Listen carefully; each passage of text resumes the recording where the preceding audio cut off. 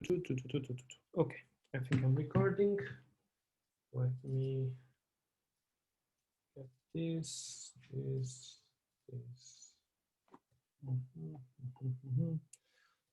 Okay, so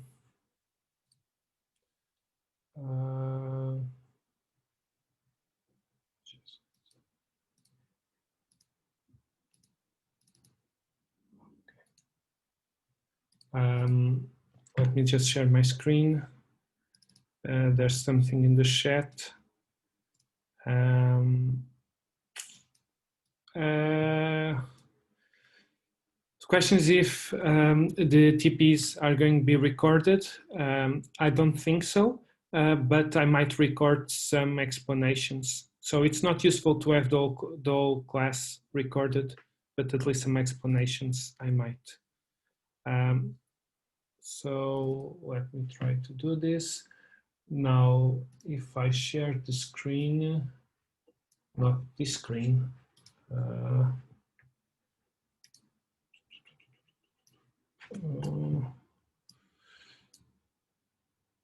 sorry, there are too many screens for me to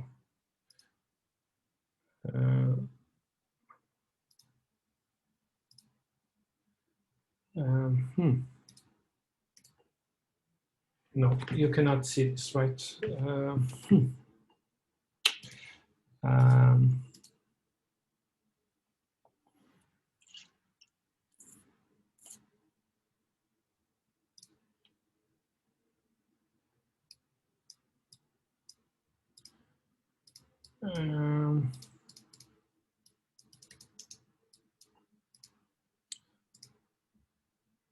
Okay.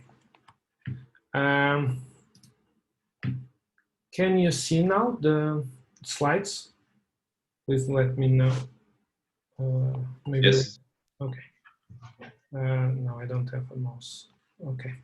Oh, anyway, I might be not looking at the camera because I have to, well, 3 screens, but I'll try to do my best. This was the name of the course last year. So for those of you that don't speak Portuguese, you can more or less understand what it is. So it's cluster and multi-core programming.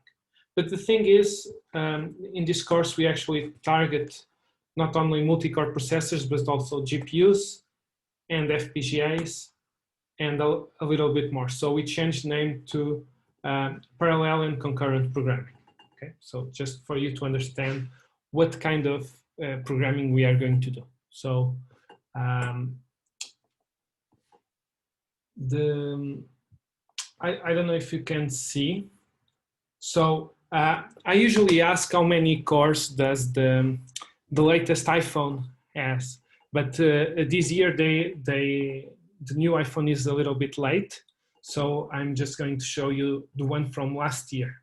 Okay, and you can see a couple of things. So you have 2 performance cores and 4 efficient cores. So the CPU has 6 cores. Okay, but there are also a couple of sorry, I don't have the mouse.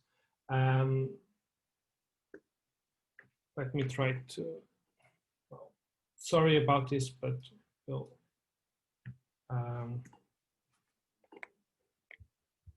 okay.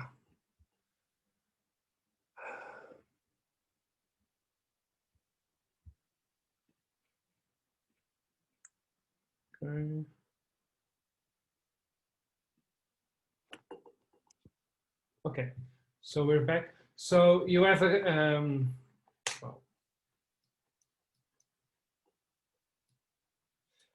you have a few more cores for the GPU, and you have 8 more cores for neural engine. Okay, and the idea that I want to show is that most computers nowadays have different cores for different things. Okay, so can anyone explain me what is a core?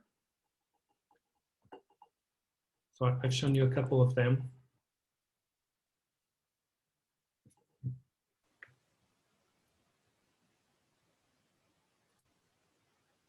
Anyone? It's the smallest possible processing unit. So that's a really good guess. Unfortunately for you, it's not true, but it's good enough for today. Okay, so we can consider that a core can do something at the same time as another core does some other kind of processing. Okay, so if you have two cores, you can actually do two things at a time. Okay, if you go back to, I don't know, the year you were born, there were already computers, but they only had one core. Okay, so that means that you can only have one computer program running at a time. I know you weren't born or you were really, really young, but do you have any idea how it worked?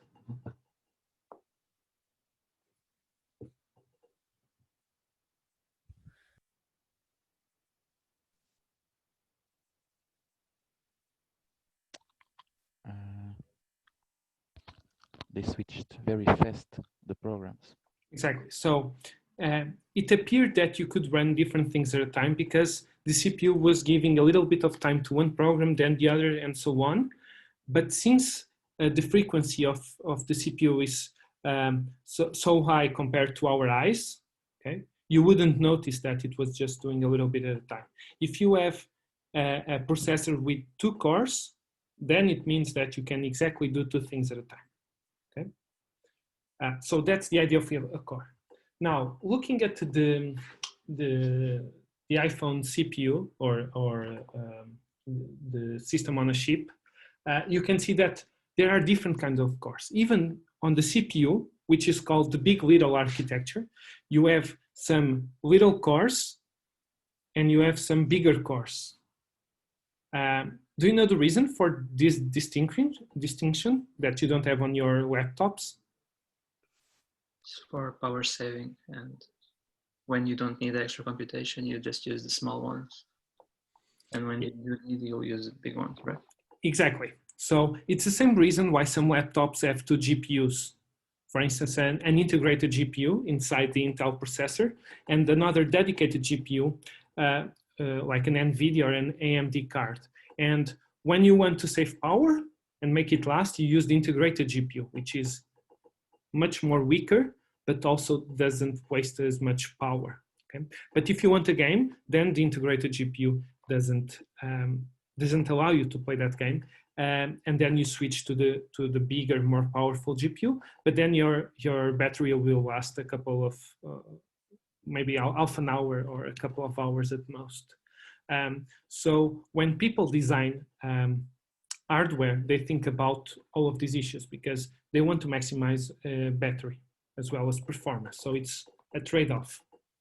And then you should know right ahead that a core designed for graphics is different than a core designed for general purpose computing, right? So when someone designs a CPU, it's very differently than someone who designs a GPU.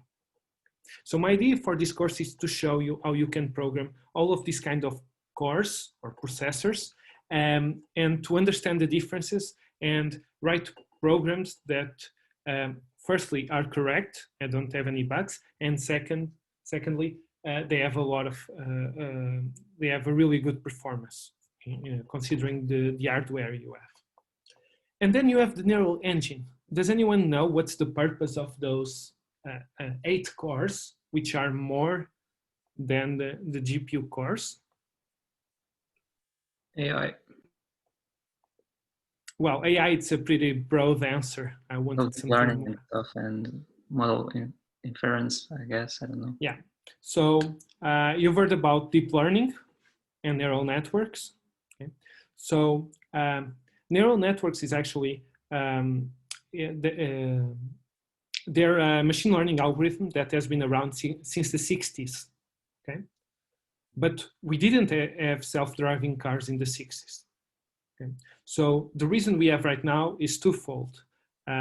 Firstly, you needed a lot of data. So the way self-driving cars work is that they record video and a lot of sensors. So before you didn't have hard drives that could fit all of that data. So you actually needed storage capacity and processing capacity to handle the data that is needed to train a deep neural network. And the second reason is GPUs. Okay, we will have a class where I'll tell you the whole story, but briefly, neural networks are only efficient because of GPUs. Okay? So if you want to buy a new graphics card, and you, for instance, you want to ask your parents for money, you can say, oh, I want to be a computer scientist and work on machine learning. So I actually need a really good graphics card. Okay? And then you can play your games. But by the way, in reality, the best card for deep learning is not the best card for gaming. Okay? I will also talk about those differences and what you need, and depending on the application that you want to run on the GPU, you should look at different things in terms of hardware. Okay? In our pockets, our phones now are starting to have these little processors that are really good to do neural networks, but are not really good to do the other things. Okay, so we started to move from CPU to GPU, which are faster for neural networks, and then from GPU to a smaller and more specific course designed just for neural networks. Okay. Last question about this: does anyone know the basic operation of neural networks?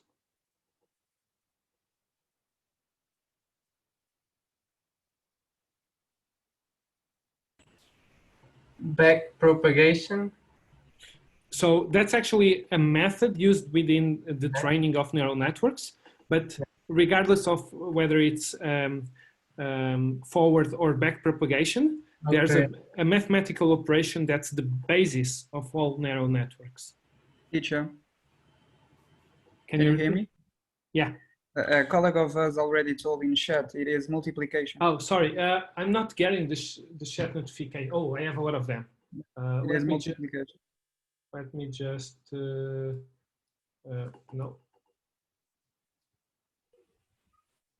I cannot.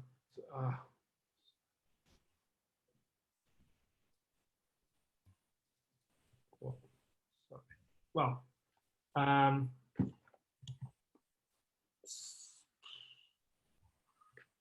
okay. Okay, now I have the chat, sorry.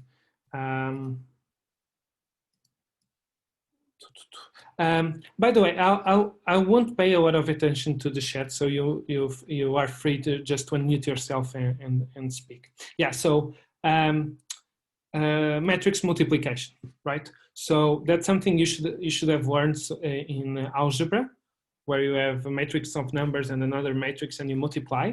And if you had a course like graphics programming or computer graphics, then you learn that, for instance, when you are inside the computer game in a 3D scene, whenever you move right or left or look up or down, those are actually matrix multiplications generating the thing you see on the screen, right?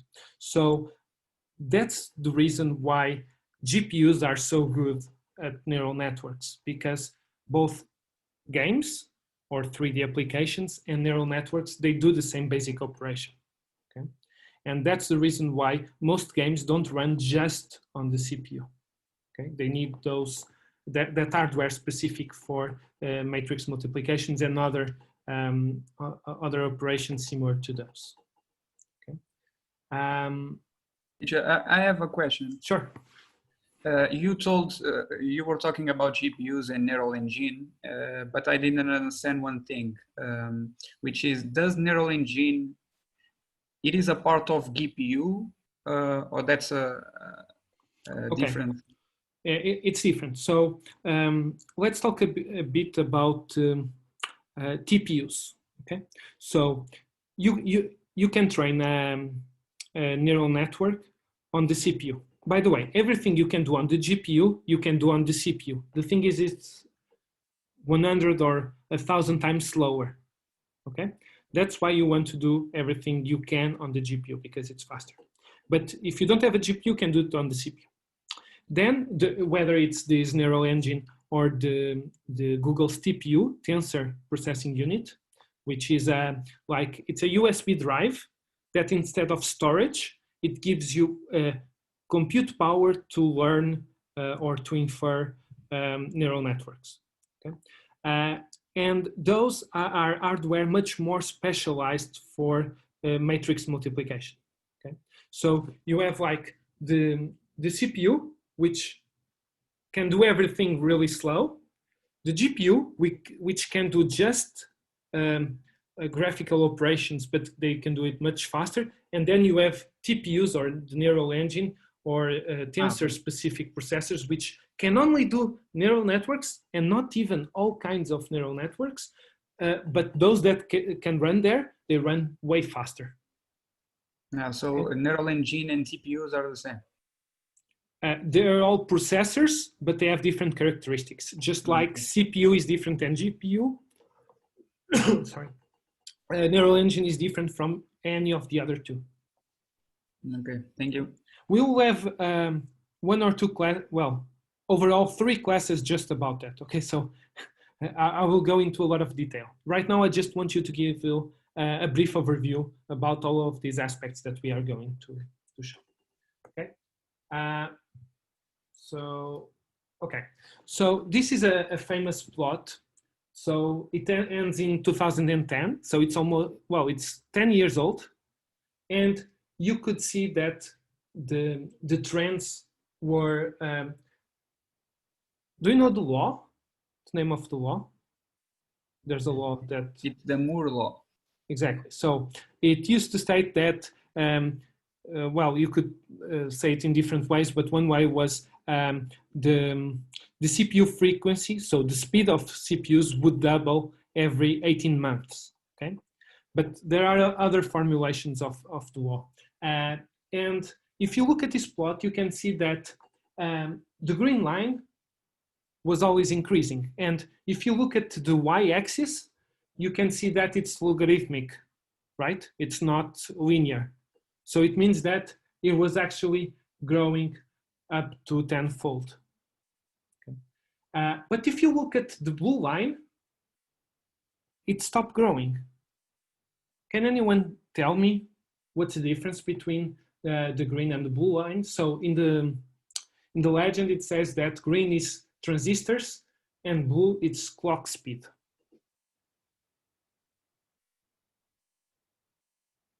I think is, as you said, the number of cores, no?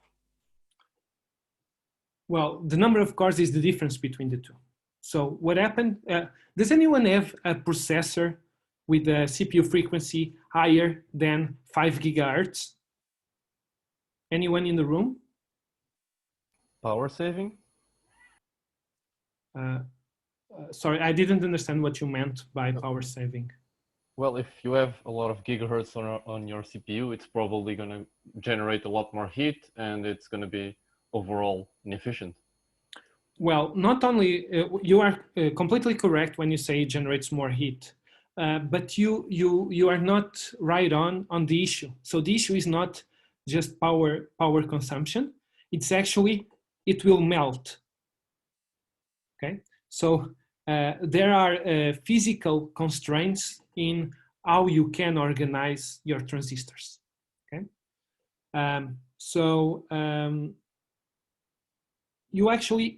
you cannot make your transistors go faster, which was, if you see before 2000, that's what was happening.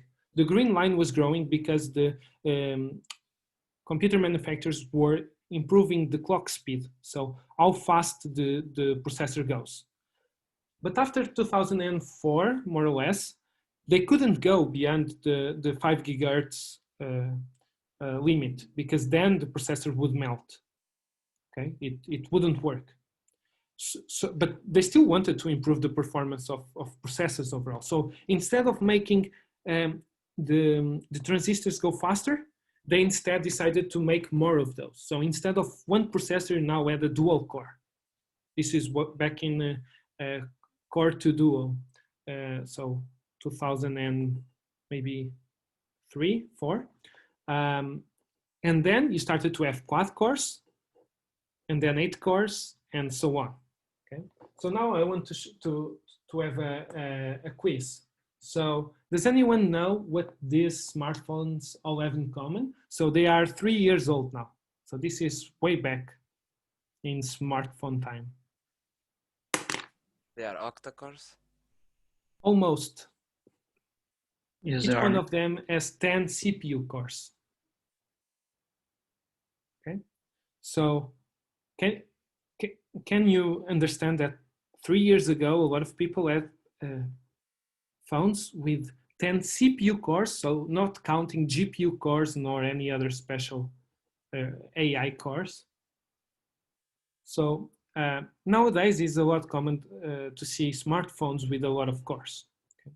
And what does that mean? That if you don't know how to write parallel and concurrent programs, you won't be able to write smartphone applications in the near future, or desktop application for what it matters. Okay, so that's why this course is so important, because to design mostly any kind of software nowadays, you will need to understand concepts related to concurrency and parallelism. Okay. And right now we are talking about computers that are on your pocket. By the way, this Zoom meeting will end in a couple of minutes. What I ask all of you is just to reconnect. Okay. So now I want to talk about another smartphone capability, which is to use your digital assistant, Siri or whatever you want to call it. And unfortunately, you cannot do this if you don't have internet access, right? So the thing is, our phones are so powerful, but still they cannot do everything by themselves. Okay. Now, can anyone guess how many cores are used to provide Siri, for instance? Could be any of the other two. I would say, I'm not sure. I don't have any guess, but I would say 100. 100. Okay, so the order of magnitude of 100 cores. Yeah. Well, it could be less, it could be more. My point is that you need a lot of that, a lot of servers to handle everyday tasks. So regardless of whether it's Siri, of it's processing IRS payments, or just your bank, or even your email. Okay? So you need a lot of servers, and they need to work together to achieve something. Okay? So I actually wanted to show this. So this is actually a question from a Google interview. So if you want to get it, well, nowadays everyone knows this question, but a while ago, if you wanted to get a job at Google, you might get this question: how many computers would it take to run Gmail? Okay. Do you think it's 100? Does anyone have another guess? When we say Gmail, is not the client side, it's all the infrastructure behind. All the exactly. Maybe thousands. Thousands. Dozens of thousands, I don't know. Okay. So as an interview question, this is a really good question, but the answer cannot be just a number. Okay. By the way, this is a variation of another question. The original question I know of is how many giraffes are in Europe? Okay, or you can say in another state in the USA. So the way you answer this question is not by giving the number, but by thinking about how many giraffes there are. So you can, if you think about number of countries, let's say 28, if each country has on average one zoo, that's 28 zoos. If each zoo has 4 giraffes, so you just multiply and have the number, right? So this is called the back of the napkin math, okay? In which you just think about it and more or less guess, but it's an educated guess. So I can show you the answer. Blah, blah, blah, blah, blah. The answer is 7,000 servers, but the number is not important here, okay? The important thing is that you need a lot of servers, each one to do different things. So some of them, they're just storage servers. Some other servers just handle the IMAP connection to your Gmail, to your client. Some of them is POP3 for your, for instance, if you have an old client. Some of them are for the web browser and so on. So you can read this later on. It's not for you to read right now, but the point is that you need a lot of machines, and you need machines to do different things that can be combined into a service. Okay? And we will also talk about this during this course. Let me see, I have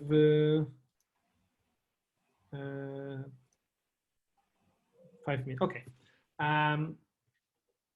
So now you understand that parallel and concurrent programming is not only important on the small scale, on smartphones and watches, but also at the bigger scale on data warehouses, on server farms, and also high performance computing.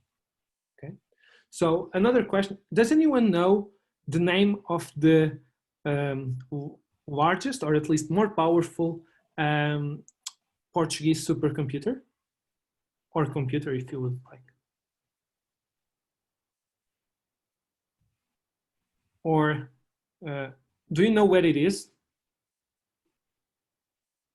Minho. Minho, exactly. So I actually have access to these servers because we have some research projects going on, but there are a few supercomputers in Portugal. Here in Lisbon, there's one at LNEC, Laboratório Nacional de Engenharia Civil, which is shared with LIP, Laboratório de Instrumentação e Partículas, if I'm not mistaken. So we have one here in Lisbon. There's 2 of them in Coimbra, and there's one in Minho, and there's another one being built in Minho. Okay, I think Évora also has a smaller one. And in order to use those supercomputers, you need to understand everything we're going to talk during this course, right? And there are smaller ones that you can use. Some companies have supercomputers, and a supercomputer is nothing more than a few cabinets. So the thing I've shown you before, which are cabinets full of computers connected with high-speed network connection between them, right? And they have certain, so they are designed in a way that they're intended to be always working at high speed and sharing data as fast as possible in order to get throughput. Okay? A server that is designed for having virtual machines, for instance, for Gmail, has different characteristics than this kind of clusters of supercomputers. And the answer to the Minho's computer's name is Bob, which is the name of the guy at UT Austin, so University of Texas at Austin, who signed the deal that sold their old supercomputer to us. So we bought a new supercomputer. And they had this accelerator cards, so they didn't have GPUs, they have a thing called Xeon Phi, which we'll talk about. And those are so power hungry that they actually disconnected them inside the computers to save power. Okay, so I will tell you later about that story. What kind of processors do you know? Or which brands of Intel, CPUs? AMD. Intel and AMD are the most popular ones. Okay, but there's a third one that is actually more popular than the first 2. ARM. Exactly, ARM. ARM was well, this week NVIDIA, the graphics company, they bought ARM, which was original a British company which was sold to a Japanese bank, SoftBank, and now it was sold back to NVIDIA, and we don't know what's going to happen. But ARM is actually more popular than Intel or AMD, because all your phones they run ARM processors. Okay, and there are way more phones than there are computers. There's a little company called Pine, which launched the Pine Book, which is a laptop with an ARM processor. Amazon and HP, they launched ARM servers. Apple has announced that they will move to ARM-powered computers. So ARM is, they were really good because they were really power efficient, but they were usually weak processors. But nowadays they're on par with Intel and AMD, at least on the weaker side of their lineup. Teacher, that's the processors that exist in Raspberry Pi. Yes, so the Raspberry Pi and your phones, they're all ARM. ARM is not exactly the manufacturing company, so they don't build the processors themselves, but they design the chips, and then some other companies, they build the chips. Okay? But we call them ARM because that's the instruction set they support. Okay? Just like you can have 2 Intel chips that run the same code. And ARM processors, they also have multi-core. So the example I've shown you of the iPhone, the CPU.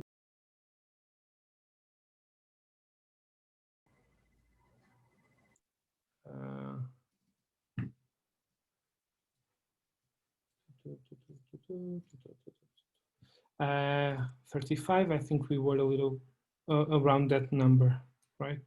37, maybe. Okay. Can go forward on the slides. Okay, so before we go into this, so this is my motivation for the course, okay? And now if you have any questions about why is it important to do GPU programming, I think now is the time for you to ask.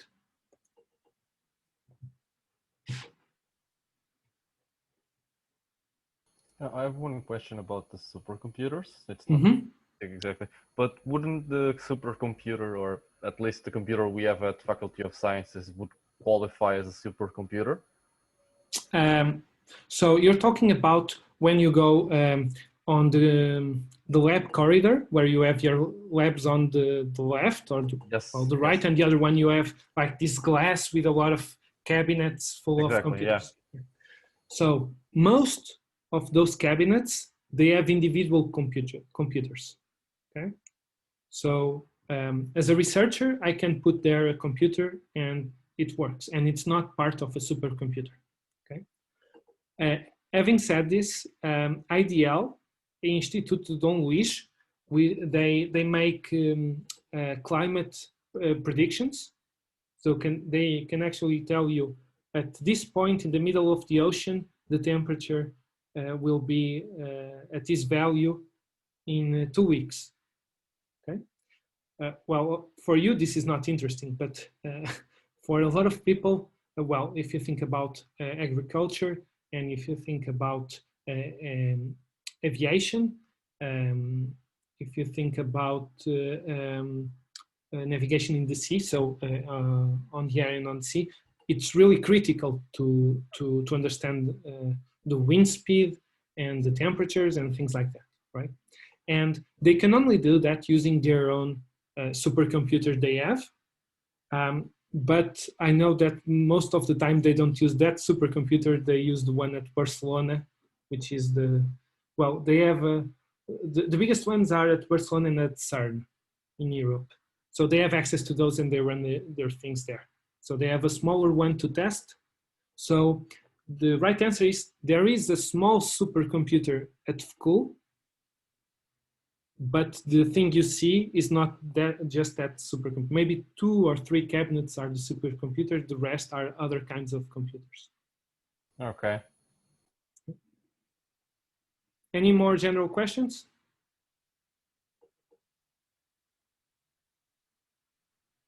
Yeah, I have a question, if I can, which is, it is a general question, which is what makes a supercomputer a supercomputer? So where is the threshold between what is a supercomputer and what is not? It's the CPU power, it's It's the GPU. There isn't a threshold. If you buy 2 computers and connect them using InfiniBand, which is a faster version of a network cable, you can say you have a supercomputer. Okay. Will people be impressed? Not really. You spent like, I don't know, 50 grand building that, and you could probably get the same amount of power with just 20K, right? 20,000 euros. So you spend more money to have more or less the same amount of power. Okay? But usually when you talk about tens of servers, so more than 10, we usually call that a supercomputer. Now, there is a ranking of the top 1,000 supercomputers in the world. Can anyone guess which is the brand that has the #1 spot right now? Google. No, the CPU brand The CPU brand. of those supercomputers. Intel. Nope. Although they have the fastest processor, but it's not. So someone in the chat said ARM, right? So IBM does not make CPUs, they make computers. So usually IBM, Fujitsu, and Cray are the companies that make supercomputers. But what they do is they design the closets and they pick the parts that are going to be used. So usually they use Intel processors. Almost all of them use Intel processors. But right now, the #1 spot, it's an ARM processor. And for GPUs, they use NVIDIA. And that's an obvious choice, which we will talk about later. Okay, more questions?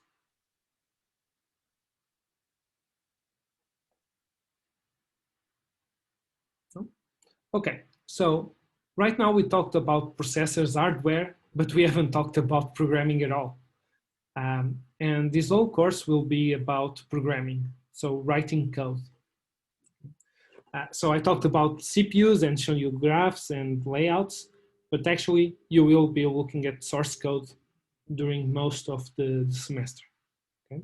The thing is, the way you write your source code has to do with which hardware is underneath your code. Okay? And I hope all of you answered the Google form I sent you, because I asked you which languages are you comfortable with? Okay. So from what I saw, I'm going to expect most of you to use Java. Okay. Although during the assignments you can use whatever language you want, except for, well, you can use any language you want as long as it's possible. And now let me disappoint several of you. Python is not a language that is supported here, okay? So it's one of my favorite languages, but unfortunately you cannot write parallel programs in Python. Now I'm hoping for one of you that really understands Python to correct me on this.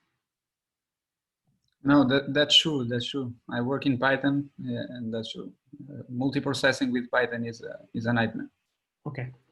So we will maybe in the next hour we'll talk about this, but Python is not really, you can write concurrent programs in Python, but to write really parallel programs in Python, it's really, really hard. And usually you have to go down to C. So you're actually writing C code and not Python. Okay. I can explain later on, but I'm hoping most of you will pick either Java, C, well, C++ if you want, or if you want to use some non-standard language like Julia or Rust or Go, you can. Okay, so during the course I will show you Java, C, well, CUDA, a subset of C. I will show you Python, a special kind of Python. I will show you Go. I will show you Rust. I will show you, I'm missing one, Erlang, okay? And maybe Pony. I'm not sure about the last ones. But the thing is, I will show you a lot of languages. That doesn't mean that you need to know how to code in those languages, okay? That just means that I'm going to show you different approaches of writing parallel programming in different languages, because some of these languages, they work a little bit differently, okay? So, for instance, it's possible to do this whole course just writing Java or C, but I will actually show you more for you to have a broader understanding. I don't know what happened. A broader understanding of parallel programming. Okay. C# is not an option. Yeah, C# is the same as Java for this matter. Okay. You also have F#, which is more similar to Haskell, or it's an ML language, which they also, Haskell and ML, they also support parallel programming in different ways. Okay, so C# is an option as long as you learn the primitives. Okay, since most of you know Java, I will mostly use that as an example. If we would like to then go into Java ourselves, do you have any tutorials that you recommend? For general Java or for parallel programming in Java? Well, what would be best for this course, let's say? Well, I can add some pointers to Java tutorials, but for parallel programming in Java, I will give you the materials. Okay, so in the second hour of this class, I will write some code, and you'll see me write the code. Okay, but for instance, if you rather use C, well, that's also an option. But honestly, I think you will be more productive using Java than C. You will write code faster, and the probability of it being correct is higher in Java. So it's just the way it is. Any more questions regarding this topic?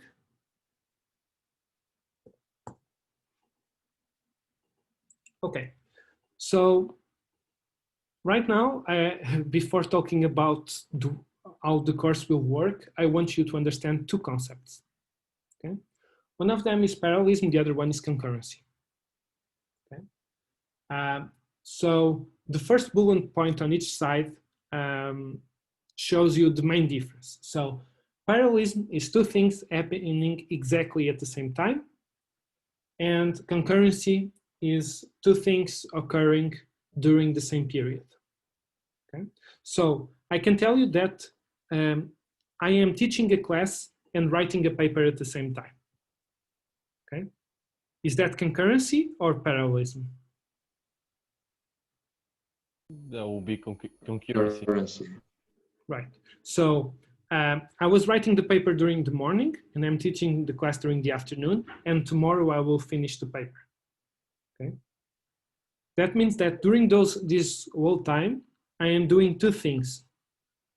Okay, but not exactly at the same time. So it's the same thing as old processors used to do to run two programs at the same time. We were doing a little bit of this, a little bit of that. The thing is, in my mind, I have to keep track of where I was in the paper and what is the thing that I want to write tomorrow in the paper, right? So if you're writing code, you will need to know which parts are running and which one is running right now, and keep in mind that you will have to do something else later. So like a queue of some sort. And can anyone give me an example of parallelism with people? Driving and talking at the same time? Yeah, so, well, you could argue that your brain can only do one thing at a time, so it actually is splitting the time. But I was actually thinking about a guaranteed example. So, for instance, I might give you all an assignment, okay, and tell you, you have 10 minutes to do this exercise. And during those 10 minutes, you are all doing one version of the assignment, right? So that's parallelism because you're actually working at the same time. Okay? And the idea is that each person is a CPU core if you want. So you can only have parallelism if you have two ways of, well, two processors of instructions that can execute at the same time. The idea is that our brain just have one core. Well, if the neural networks match the neural networks in your brain, Yeah. you should have thousands of neurons, which are the smallest unit. But it's actually much more complex than that. So what they say is for men, we'll consider one core. Women, they have 8 cores, right? So that's the popular belief. But yeah, people can do several things at once. The thing is, your focus is only on one of them. Okay? That's why I rather talk about computers, because I really know about computers, and so if I want to compare myself with a neural network? No, with a scientist that works on neuroscience. Neuroscientist. Well, my job is way easier than theirs. Yeah. So I can understand a full computer from one end to the other, but in decades, neuroscientists won't be able to understand the brain completely. Yeah. So going through the rest of the list, so when you talk about parallelism, you really care about the hardware. You really need to understand the hardware.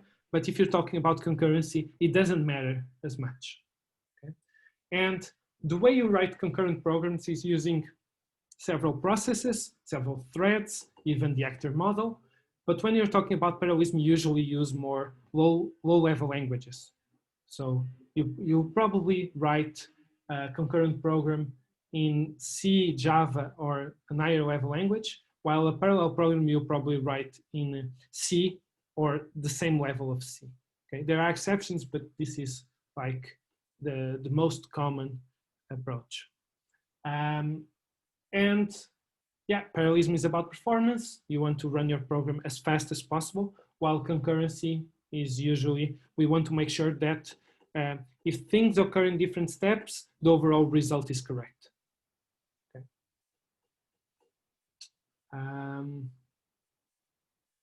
Okay, so I don't think I have this example, but I can tell you a little bit. So I have usually 2 examples. The first one is the Therac 25 machine. Has anyone heard about that machine? No, okay, so this was a machine that was designed to give radiation to cancer patients. Okay, so and a couple of people died because there was a software bug in which in some cases it gave more radiation than it was supposed to. Okay. Why am I giving you this example? Because passing with a good grade at PPC matters, okay? You might be saving someone else's life if you learn about writing concurrent programs correctly, okay?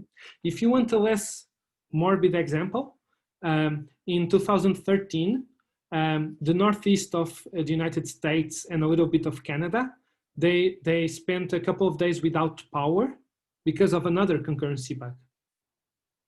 Okay, so these little bugs in concurrent programs, they can cause major failures.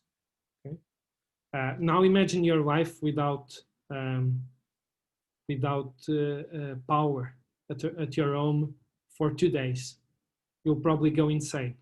And if you tell me, well, I'll read a book, you are forgetting about things like your fridge or power at hospitals and schools and banks. Okay, so making a little concurrency bug can have a huge impact in the world. So in this course, we want to minimize that. Okay, so we want you to be able to say for sure my program is correct. Okay, regardless of the order in which it executes. And here I have a small code example of parallelism and concurrency.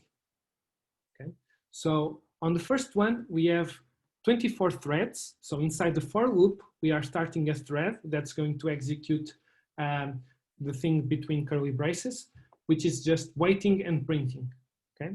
And that waiting is happening in parallel, okay? So that piece of code will execute 24 times, all in parallel.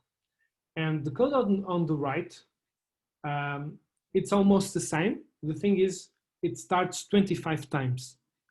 And on this machine, the machine has 12 cores with hyperthreading. That means that it has 24 virtual cores. By the way, this is my personal machine, and you might be able to use it in your projects. I will talk about that later.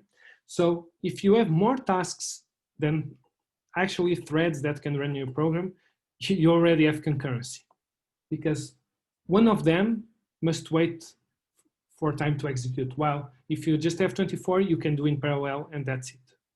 Okay, so this is just a small example. Just one thing. Wouldn't we have to assume that the operating system wouldn't, interfere in the way? Yes. So if you just turn on your computer and don't open any program and open the task manager, you'll see that you have a lot of processes and a lot of tasks already running. So this is purely an academic example, and this is not true in any operating system. Okay. Actually, we will talk about this maybe half of the semester. All of this code might just run on one thread. You don't have that much control about between what you ask the computer to do and how it does. Okay? But we will talk later about this. Okay, so what time is it? Let me check.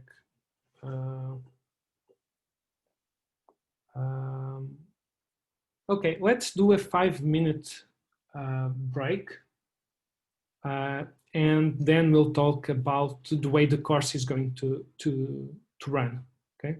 But just, I'm just asking for you maybe to turn off your video or whatever and just spend a few minutes away from the computer, just walk around your house or go to the window or something and just take a break from the screen, because I'm guessing you already have a lot of classes today, and if we are going to stay here until 7 something, it's healthy for you just to take a break, get up, walk a little bit, and at 5:32 we'll be back. Okay.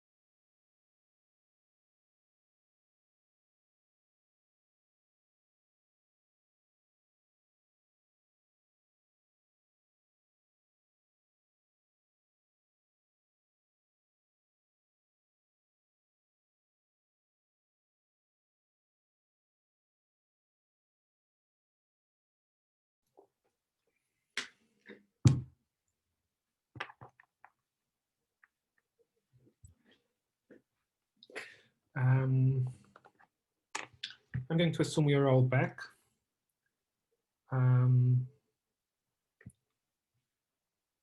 Right. Okay. Okay.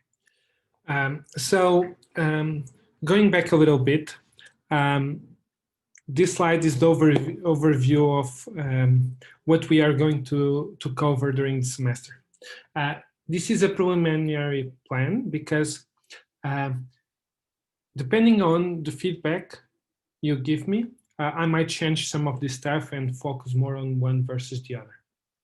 Okay. I don't know about how many of you know what I mean by locking. It is the same concept that exists in database about parallelism and concurrency.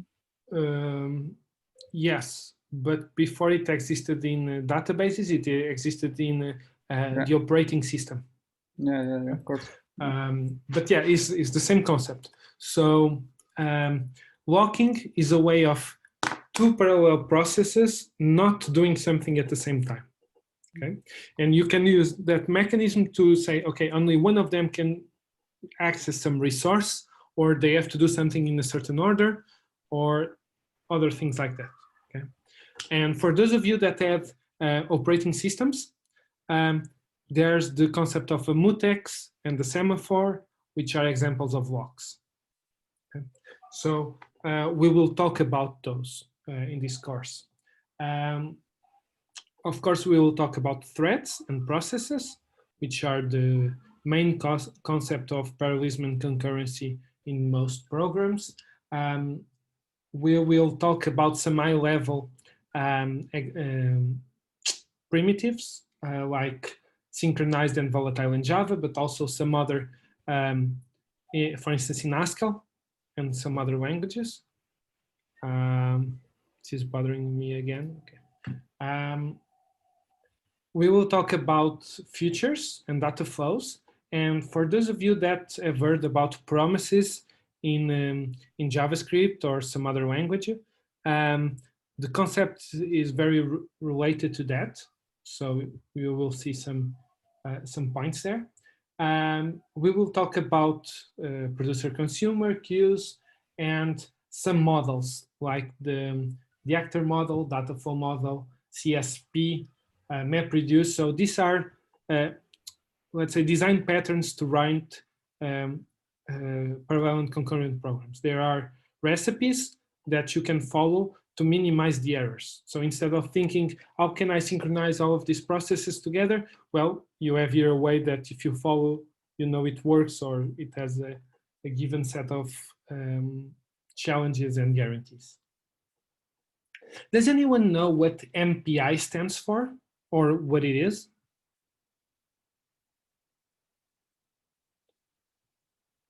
No? Okay. So MPI, message passing interface, is the way you write programs for supercomputers. Okay. So during half of the course, we will talk about how to do things in parallel inside your CPU. Then a quarter of the course we'll talk about how to do things in parallel on the GPU and similar accelerators. And the other quarter, we will talk about how to run things in parallel and concurrently on different machines, so on supercomputers. So that's MPI. GPU, you'll see GPU inside, so you understand what it is. FPGA, if you don't know what it is, I'll leave it as a surprise. And then the last point, which I'm not sure you are interested in or not, is how do you look at a parallel program and you know, okay, this works. There are no bugs here. Okay? And some of you might be taking software fiável, in English. I don't know the name in English. Viable software? I don't think so. Well, but in Portuguese is reliable. Okay. Reliable. Reliable software fiável. And there's another course on testing, VVS, which which talk about this in general programming, and we might do the connection between those techniques and the ones we have here in parallel programs. Okay, so for you to make sure that when you write a pacemaker software, you are sure it has no bugs. Okay. So this is the overall syllabus, and if you have some other suggestion or if you want to cover some other aspect, let me know and we might be able to change this a little bit.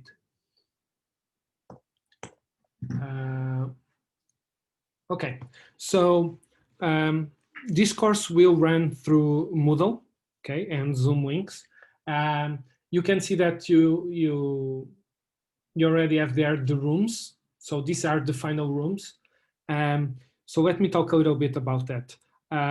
For those of you that don't read emails, the idea is for us to have classes in person during this semester.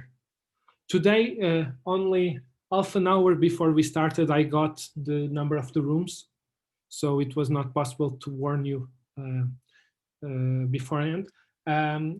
But the idea is that, so this week that we are currently in, the people whose student ID ends in an odd number should be there.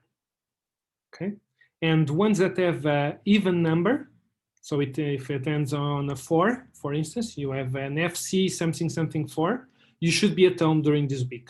Okay, the next week is the opposite. Even numbered students are supposed to go to school and the others stay at home. Okay, this means that during classes, so classes like this one, I will be not at home, but in class with a few of you there, and the others will be seeing things through Zoom. Okay, so it won't be a lot differently than it is right now. The thing is, I'm used to use the Blackboard a lot, so next week we'll see how it goes. If the people at home can see the Blackboard. Someone's asking, so the rule about even and odd students going to the faculty is for everything. Okay, so for instance, this week everyone who has an even number should stay at home, never go to the faculty, okay, unless you have some other thing to do there, but for classes you shouldn't. Next week is the opposite. It's just even students go to the school and the others, the odd numbers, stay at home. Anyway, this course will always be available online. So if for any reason you don't want to go to school, you can stay at home, even if it's your week, doesn't matter. You can always stay at home. Okay.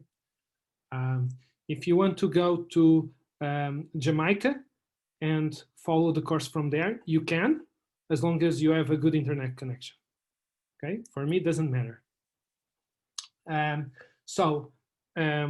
Theoretical classes, so this one we are in right now, they happen on C3 to 16. So on your Phoenix schedule, you have the old room. They will replace it sometime during this week, but the information on Moodle is the one that's correct. Okay, hopefully they will catch up with the right number. And you have there the Zoom link. Okay, and it's usually 2 hours. I might end a little bit early and move you to the TP class or the other way around. Okay, so we might do some adjustments each week, like finished 15 minutes earlier or later. It doesn't matter because I will give you the break anyway, right? Okay, so doesn't matter. So for the TP classes, we will actually have 2 running in parallel. Okay, so if in Phoenix you only see 1 TP, it's actually 2. Okay, and the way we're going to write this week is there's just 1 Zoom room. Okay, for either class, but if you next week, if you are at the faculty, you can pick one of these 2 rooms. So the difference is that 1330, it's a room with computers. So you don't need to take your own computer. There are computers there for you. They're beefy computers. Those are the best ones we have there with 2 screens. Okay. The other room, C8 to 15, you should use if you bring your own laptop with you. Okay, because those that room has more space for people. Okay, and of course it's only if it's your turn to go. So for next week, even students should go and pick one of these rooms. Okay, so ideally you should leave the 30 for people without their own computer. The other thing is that I'll be teaching the theoretical class and one of the TPs, and Guilherme, I think, is around, if I'm not mistaken.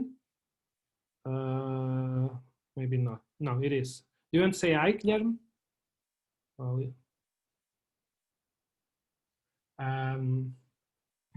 He already said in the chat. Yeah, I was. Okay, so there was there's a little typo here. Let's fix this. Okay.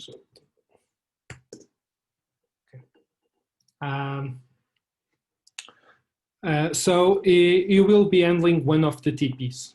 Okay. So you have the 2 TPs, they are at the same time. So the difference will be mostly the room you will be in. So the way the course will be organized is we have the theoretical class, then we will do some exercises that are usually related to the thing we just talked about. So it's not like I will talk about something then only next week you will work on it. You will work with it right away. But it's mostly impossible to do everything I ask during the TP class. So you're supposed to finish your work at home. And if you have any doubts, you have this office hour.